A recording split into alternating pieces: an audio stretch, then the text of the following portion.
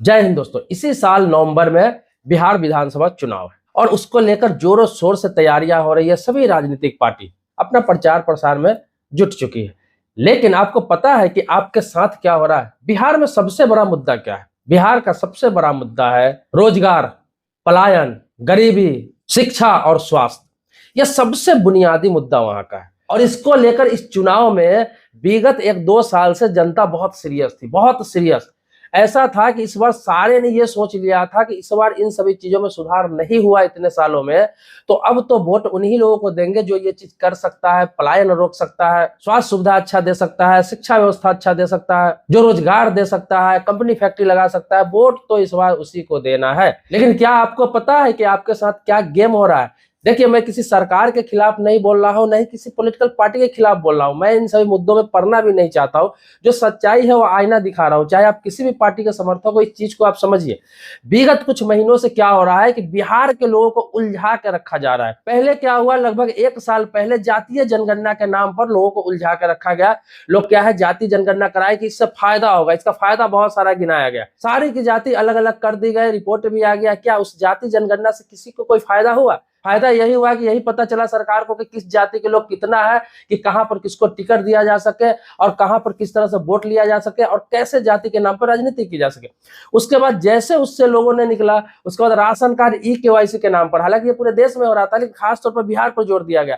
तो वहां के लोग जहां भी काम करने वाले थे, रहने वाले थे, भाग दौड़ कर बिहार गए, केवाईसी कराए। अभी तक लोग उसमें पड़े हुए हैं, परेशानी में पड़े हुए हैं। उसके बाद क्या हुआ, सर्वे में आपको उलझा दिया गया, जमीन सर्वे कराओ। अब जमीन सर्वे के चक्कर में लगभग 6 महीने से लोग उसी में उलझे पड़े हैं। कोई पेपर ठीक करा रहा है, कोई तहसील दौड़ रहा है, कोई राजस्व कर्मचारी के पास दौड़ रहा है, किसी का पेपर ठीक नहीं है, किसी का विवाद चल रहा है, किसी का भाई भाई में विवाद है, भाई बहन में विवाद है, किसी की पैतृक संपत्ति बंटवारा नहीं हुआ है और इसको लेकर इतना विवाद गहराने लगा, किसी का जमीन कब्जा है। ऐसे बहुत सारे मामले हैं कि लोग उसी में उलझे पड़े हैं 6-7-8 महीनों से। न कोई ढंग से काम कर पा रहा है, न कुछ कर पा रहा है। अब इसी बीच में क्या है, SIR लागू कर दिया गया कि अब वोटर लिस्ट में नाम ठीक कराओ। अब वोटर लिस्ट में उलझे पड़े रहे लोग। क्या हुआ, वोटर लिस्ट में नाम ठीक कराने में बहुत सारे लोगों का नाम कट गया। बहुत सारे लोग ऐसे हैं जो 30-30 साल, 40-40, 50-50 साल से वोट कर रहे हैं लेकिन उनका नाम हटा दिया गया। जिंदा लोगों को मृतक घोषित कर दिया गया, मृत लोगों को जिंदा घोषित कर दिया गया। ऐसे बहुत सारे मामले हैं और ये विवाद थम नहीं रहा है। इसको लेकर विपक्ष पूरे देश में हो हल्ला कर रहा है। अभी सर्वे का काम पूरा हुआ भी नहीं था तो SIR लोग कराने में जुट गए। अब SIR का फाइनल रिपोर्ट आया है, अभी थोड़ा बहुत काम उसमें चल ही रहा है।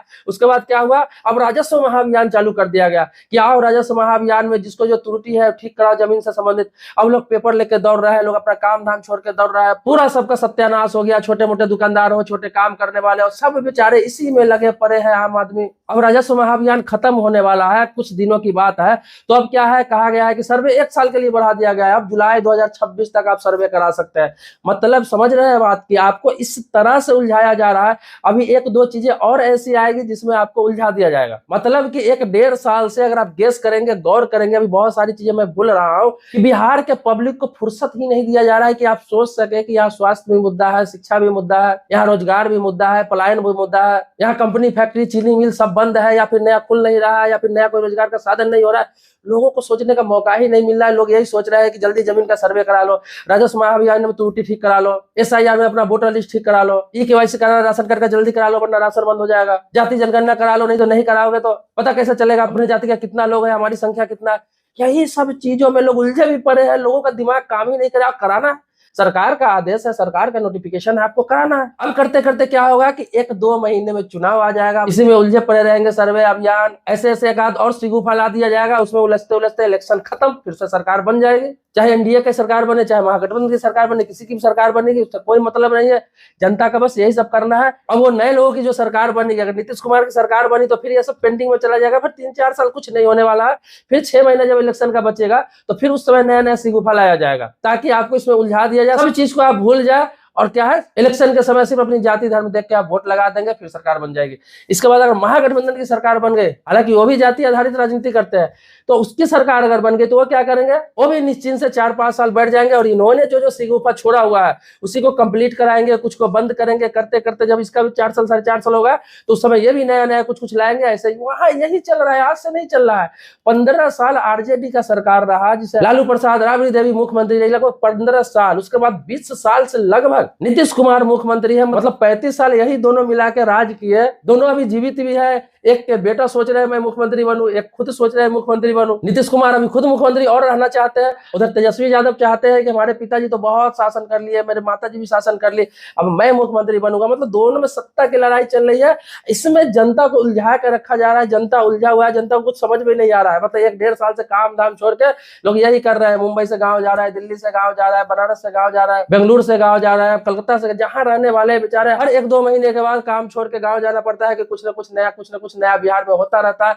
और बेचारे इसलिए जाते हैं कि कहीं मेरा रिकॉर्ड न खत्म हो जाए, मेरा जमीन न कोई हड़प ले, मेरा वोटर लिस्ट से नाम न कट जाए, मेरा ई-केवाईसी राशन न बंद हो जाए। इसी सब चक्कर में लगे हुए हैं और अभी भी कुछ भी क्लियर नहीं है, सारा चीज आधा अधूरा है। ये नहीं कि जितने चीजें मैं बता रहा हूँ बिहार में अभी हुआ उसमें से कुछ भी अभी फाइनल क्लियर नहीं है, सब आधा अधूरा है। एसआईआर में जितने लोगों का नाम कट गया या जितने लोगों का मृत साबित कर दिया गया, वो लोग अपना संघर्ष कर रहे हैं कि फिर से मेरा नाम जुड़ जाए, फिर से मुझे जीवित साबित कर दिया जाए। सर्वे में बहुत सारे लोग हैं, इसमें 50-60% ऐसे लोग हैं जिनका कोई समाधान नहीं मिला, उनका सर्वे नहीं हुआ, किसी का पेपर ठीक नहीं है, किसी का पेंडिंग पड़ा हुआ है। इसी तरह राजस्व महाभियान में कैंप लगाया गया, कैंप में किसी का निदान नहीं हुआ। लोग 50-60% लोग ऐसे हैं जो दोनों कैंप में गए, उनका कुछ नहीं हुआ, उनका पेपर रख लिया गया, सब कुछ बताया ही नहीं गया उसका हुआ क्या या नहीं हुआ। कुछ लोगों का हुआ लेकिन अधिकतर लोगों का काम नहीं हुआ। अब ये करते करते कुछ दिनों बाद होगा कि आचार संहिता लागू हो जाएगा, सरकार का कि भाई तुम्हारा तो सब चीज मैं ठीक करने ही वाला था, तो आचार संहिता लागू होगा, मेरी सरकार बनाओ, सब चीज ठीक कर दिया जाएगा। अगली बार बस सरकार बना जाए, किसी की सरकार बने, सत्ता पक्ष की बने या विपक्ष पक्ष की बने, किसी की सरकार बन जाए, फिर 4-4.5 कुछ नहीं होने वाला है। फिर जब 6 महीना 1 साल बचेगा फिर स्टार्ट होगा वही सब ड्रामा। ये सब जनता के कारण हो रहा है, आम जनता के कारण हो रहा है, क्योंकि वहां जो शिक्षा की बात कर रहा है, स्वास्थ्य की बात कर रहा है, रोजगार की बात कर रहा है, पलायन की बात कर रहा है, वहां के बच्चों के भविष्य की बात कर रहा है,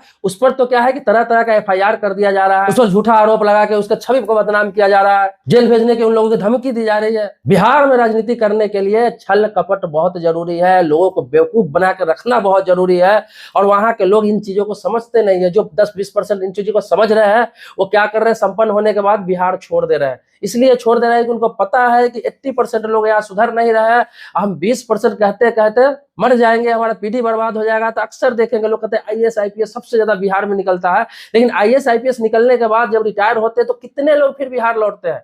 वो बिहार से बाहर ही अपने बच्चों को सेटल कर देते हैं, बच जाते हैं, नया दुनिया बसा लेते हैं, बच्चों को विदेश भेज देते हैं, बिहार वो लौटते नहीं है। आज जितने भी IPS IAS बनते हैं बिहार से या फिर किसी भी बड़े पद पे चले जाते हैं, वो अक्सर बिहार की तरफ दोबारा रुख नहीं करते हैं। उनको पता है कि मैंने सुधारने का ठेका नहीं ले रखा है, क्योंकि वो वोट देते हैं राजनेता को और विकास खोजते हैं हमसे। अगर हम रिटायर होकर गांव जाएंगे तो लोग कहेगा आपने बिहार के लिए क्या किया। मतलब वोट दे रहे हैं सरकार को, सत्ता पक्ष को, अपने जाति वालों को, और लोग सरकारी पदाधिकारी को कहेंगे कि आपने क्या किया बिहार के लिए। वो क्या करेंगे, उनको भी तो जैसे सत्ता पक्ष नचाता रहता है नाचते रहते हैं, जहां पोस्टिंग करता रहता है जाते रहते हैं, जैसा काम कराना चाहते हैं करते रहते हैं। क्या आपको लगता है जितने भी प्रशासनिक पदाधिकारी है, जो भी भ्रष्टाचार हो चाहे किसी प्रकार का वो काम करते हैं, क्या लगता है उनमें उनकी मर्जी होती है? नहीं, उनकी मर्जी होती है। उनकी मर्जी 20 से 30% होती है, बाकी आदेश से काम होता है। सारी चीजें नहीं बोली जा सकती। बस मेरे इस वीडियो के माध्यम से कहने का ये मतलब है कि इलेक्शन नजदीक है, आप अपने आंख खोलिए, इन सभी से बाहर निकलिए। चाहे सत्ता में रहने वाला हो, विपक्ष में रहने वाला हो, कोई नई पार्टी हो, आप अपना दिमाग खोलिए कि किसको वोट देना चाहिए, कौन विकास कर सकता है, कौन हमारी रोजी रोटी, पलायन, शिक्षा, स्वास्थ्य की बात कर रहा है। अब उसके तरफ देखिए, एक बार मौका दीजिए नए लोगों को, क्योंकि जिन दो पक्षों की बात हो रही है वो दोनों पक्षों ने 15 साल 20 साल करके बिहार पे राज कर चुकी है, जिसमें एक पीढ़ी पूरा खत्म हो चुका है। ये अगली पीढ़ी है, नई जनरेशन है, नए तरीके से सरकार चुनिए और एक नया बिहार बनाइए।